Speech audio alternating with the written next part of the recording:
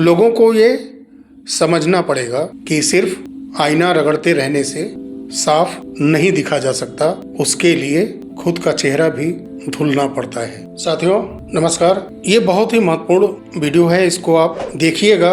और जितना प्रयास मैंने किया है और जिस प्रकार से हमने पूरे सिस्टम को कटघरे में खड़ा किया और बेबाक तरीके से, निष्पक्ष तरीके से, चाहे वो सहारा रहा हो, चाहे वो सरकार रही हो, चाहे वो विपक्ष रही हो, चाहे वो न्यायपालिका ही क्यों न रही हो, किसी को एक्सपोज करने में मैंने कोई कोर कसर नहीं छोड़ी है। अपने तरफ से हर एंगल से भी सहारा हो या पिनाक-पानी मोहंती केस हो, बहुत ही गहराई तक इसको टटोलने के बाद जितने भी एंगल से मैं समझ सकता था, इस पर पूरा अध्ययन करने के बाद सारी बातें आपके सामने मैं रखता गया और इस पूरे सिस्टम को एक्सपोज करता गया। कई ईमेल भी आए, कई लोगों ने सराहना की, कई लोगों ने डराया धमकाया भी। इन सब चीज़ों से आपको मैंने कभी अवगत नहीं कराया, क्योंकि जिस प्रकार से जो हमारे सब्सक्राइबर साथी हैं पिछले कुछ वर्षों से वीडियो देखते आ रहे हैं, तो उन्हें बताने की जरूरत नहीं है कि मैंने अपनी तरफ से इस सिस्टम के विरुद्ध खुल करके बात रखने में कोई कोर कसर बाकी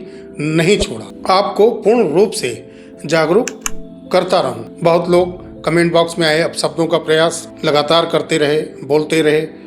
अब भी कुछ लोग आते हैं, सब कुछ झेलता गया। आज पहली बार ईमेल के बारे में मैंने जिक्र किया कि कुछ लोगों का ईमेल, कई चीजें हैं, छोड़िए उससे क्या लेना देना, लेकिन जो प्रयास था मेरे तरफ से या मेरे जैसे बहुत सारे यूट्यूबर की तरफ से, सबका प्रयास सफल होता अब दिख रहा है। निवेशकों को, कर्मचारियों को सहारा के पैसा मिलता दिख रहा है, लेकिन बहुत बड़ी अभी भी अड़चन है। उसके बारे में फिर इस वीडियो में हम लोग बात करेंगे। सुप्रीम कोर्ट के अंदर जो टर्म शीट फाइल हुई है, उसमें कई पहलुओं को हमने पिछले वीडियो में टच किया था, लेकिन एक उसमें आर्टिकल 142 का रेफरेंस देते हुए सहारा ने कोर्ट के समक्ष अपनी प्रेयर में कहा है कि आप आर्टिकल 142 के तहत सहारा ग्रुप को पूर्ण न्याय दीजिए। असाधारण बड़े लेवल पर, बहुत बड़े लेवल पर सहारा ग्रुप के मैनेजमेंट टीम को, ऑनर को सुरक्षा प्रदान करें। ये आर्टिकल 142 का रेफरेंस देते हुए कहा गया है। ये बहुत बड़ी बात है। देखिए आर्टिकल 142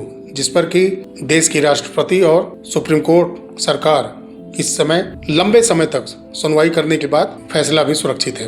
वो सबसे टॉप लेवल है, एक ब्रह्मास्त्र जिसको कह लीजिए, वो सुप्रीम कोर्ट का वो हथियार है। उसका रेफरेंस दिया गया है सहारा की तरफ से। कहा गया है कि सुरक्षा के साथ साथ देश के अंदर कहीं भी किसी भी प्रकार का, किसी के भी तरफ से, चाहे वो सहारा के एजेंट हो, पूर्व के डायरेक्टर रहे हों, किसी भी पद पर रहे कर्मचारी हो, किसी की देनदारी लेनदारी का कोई केस हो, जैसे फ्रेंचाइजी या कोई ऐसे जो इस पूरे ऑपरेशनल मोमेंट में साथ में रहे हों पहले, इस पूरे देश के अंदर किसी भी प्रकार का कोई भी केस है, उसको तत्काल प्रभाव से आर्टिकल 142 का रेफरेंस देते हुए प्रेयर किया गया है कि इसको बंद कर दिया जाए और एक कमेटी ऐसी बनाई जाए जिसमें, पिछले वीडियो में भी जिक्र किया था हमने, कि रजिस्ट्रार अथॉरिटीज के साथ साथ कोई एक बड़ा अधिकारी नियुक्त हो, जिनको इतनी शक्ति दी जाए कि वो ऐसे केस पर नजर रखें और इस पर रोक लगाए रखें और वो इन केस की ऐसी समस्याओं का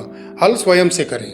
उसी कमेटी की देखरेख में निवेशकों का जो पैसा है, कर्मचारियों की सैलरी है और जो लोन वगैरह है, टैक्स है, ये सब का भुगतान करते समय पूरे ट्रांसपेरेंसी तरीके से वो कमेटी ही तय करे। ये सहारा की तरफ से टर्म शीट में कंप्लीट लगभग कहा गया है। इसी तरह से अब मेरा ये कहना है कि सब कुछ सही है, लेकिन सहारा वो डाटा शो कराएगी जो सील बंद लिफाफा है। उसमें इसका जिक्र किया गया है कि सोसाइटीज की जितनी भी कंपनियां बनी हैं, उसमें कितना का देनदारी बचा है, क्यूसॉप की कितनी देनदारी है, सहारा रियल एस्टेट और सहारा हाउसिंग में कुछ देनदारी बची है कि नहीं। ये सवाल मैं पिछले कई वीडियो में बार बार सहारा प्रबंधन से करता आया हूँ और वही सवाल इस समय सबसे महत्वपूर्ण हो गया है। MIS कितने वर्षों से उनका पैसा जमा है, कुछ समय तक इंटरेस्ट मिला, उसके बाद उसी तरह पड़ा है। उनका गोल्डन का प्लान था, 2 गुने से लेकर के 5 गुने तक का प्लान था, जो उन्होंने ज्वाइंट पॉइंट के जो बॉन्ड दिए हैं और 98% तक जो अभी डेफिशिएंसी के कारण जो कोर्ट ने वास्तविक जमाकर्ता को भुगतान करने के लिए बोला था, तो जो इस समय वैध निवेशक में नहीं गिने जा रहे हैं, उनका भुगतान, स्कूट इस कंपनी का भुगतान, सहारा इंडिया कमर्शियल कॉरपोरेशन लिमिटेड का जिनके पास बॉन्ड है उनका पैसा, सहारा इंडिया फाइनेंशियल कॉरपोरेशन लिमिटेड का बॉन्ड किसी के पास है।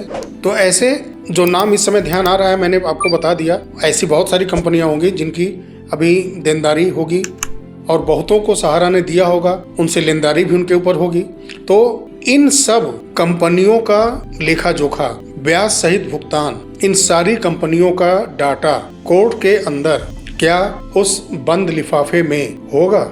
ऐसा लगता है आपको? टर्म शीट में भुगतान का बात है, सैलरी देने का बात है, सब कुछ है, लेकिन वो डाटा नहीं है जो 10 से 13 करोड़ निवेशकों को जो बॉन्ड दिए गए उसका डाटा कहाँ है? बहुत दिनों से मैं लगातार अपने वीडियो के माध्यम से कहता आ रहा हूँ इस बात को कि प्रबंधन इसका खुलासा करे, क्योंकि ये अनिवार्य है। बिना इसके भुगतान कहाँ?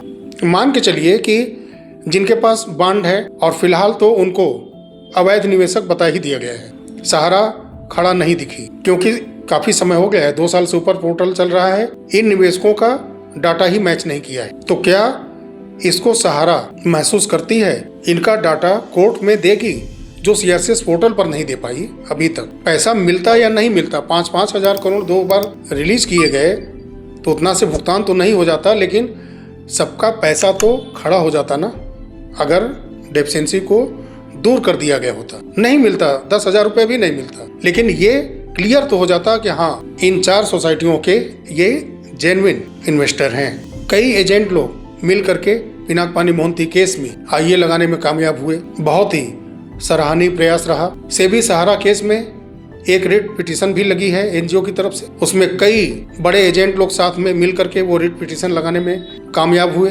लेकिन अब मैं उनसे यही कहना चाहूंगा कि 14/10/2025 से पहले आप एक्टिव हो जाइए, विशेष करके सेबी सहारा केस में भी और पिनाक पानी मोहंती केस में भी, कि डेफिशिएंसी का सलूशन बताइए, क्योंकि कोर्ट ऑर्डर में है पिनाक पानी मोहंती केस में कि वास्तविक जमाकर्ता को पैसा दिया जाएगा। तो जिनका डेफिशिएंसी है उनको सही कराने के लिए दबाव डाला जाए। पिनाक पानी मोहंती केस में जिन्होंने भी आईए लगाया है वो तुरंत कोर्ट में अपने सीनियर एडवोकेट के साथ लग जाएं कि नहीं, 14 अक्टूबर के पहले पिनाक पानी मोहंती केस, इन 4 सोसाइटीज के वैध अवैध जमाकर्ता का निस्तारण किया जाए। सेबी सहारा केस में जितना भी डाटा सहारा को देना है, बकाया पैसा अपने इन्वेस्टरों का, वो डाटा स्पष्ट रूप से लिया जाए। ये डील फाइनल मोहर सुप्रीम कोर्ट के लगने के पहले ये सारे जमाकर्ताओं का डाटा कोर्ट के टेबल पर पहुंचना चाहिए।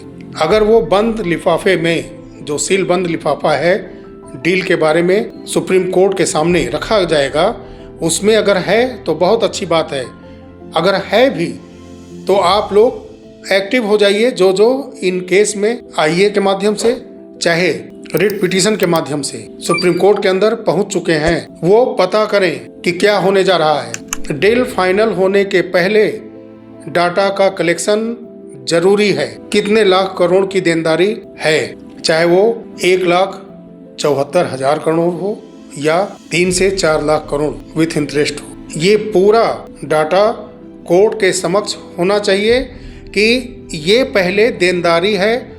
भारत के अंदर सहारा के जितने भी कंपनी बने हैं उनके इन्वेस्टरों की इतनी देनदारी है। जैसे उदाहरण, अगर 1 लाख करोड़ की देनदारी है तो वो पैसा सेबी सहारा केस चलते समय जो अकाउंट बना है और सुप्रीम कोर्ट की तरफ से कहा भी गया कि जो भी पैसा जमा होगा सहारा से भी एस्क्रो अकाउंट में जमा किया जाएगा, या तो उसमें उतना पैसा जमा किया जाए पहले जितनी देनदारी है, और जो कमेटी गठित करने की बात की गई है सहारा की तरफ से वो बिल्कुल सही है, सब कुछ सही है। लेकिन जो पूरे भारत के कर्मचारी हों, एजेंट हों, निवेशक हों, उनकी जितनी लायबिलिटी बनती है सहारा के ऊपर, वो पैसा अलग से रखा जाना चाहिए, वो डाटा क्लियर होना चाहिए।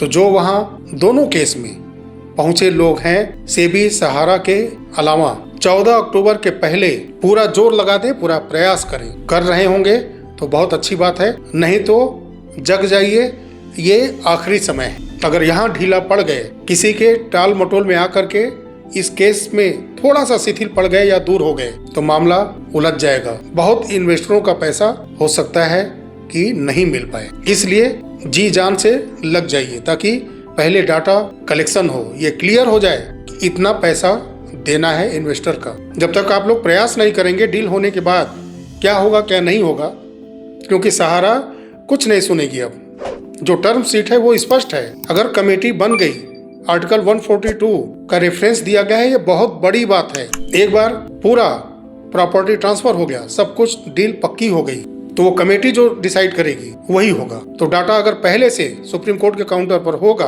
तभी न्याय पूरे निवेशकों को, कर्मचारी को और जिन्होंने कुछ लोन वगैरह दिया है सहारा को, उनका तभी भुगतान हो पाएगा, नहीं तो मामला फंसता नजर आएगा। जो उम्मीद, जिस ईमानदारी की अपेक्षा के साथ लोग इंतजार कर रहे थे कि सहारा भुगतान करे और अपने आप को रीलॉन्च करे और सारे लाखों अपने कर्मचारियों के जॉब को बचा ले, इतने बड़े निवेशकों के नेटवर्किंग सिस्टम को अपने पास समेटे रखे और फिर से अपने आप को एक बड़े कॉरपोरेट के रूप में लॉन्च कर ले, शायद ऐसा नहीं हो पाया।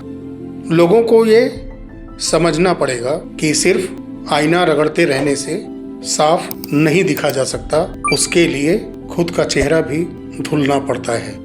चलिए मिलते हैं अगले वीडियो में, तब तक के लिए नमस्कार, जय हिंद, जय भारत, वंदे मातरम।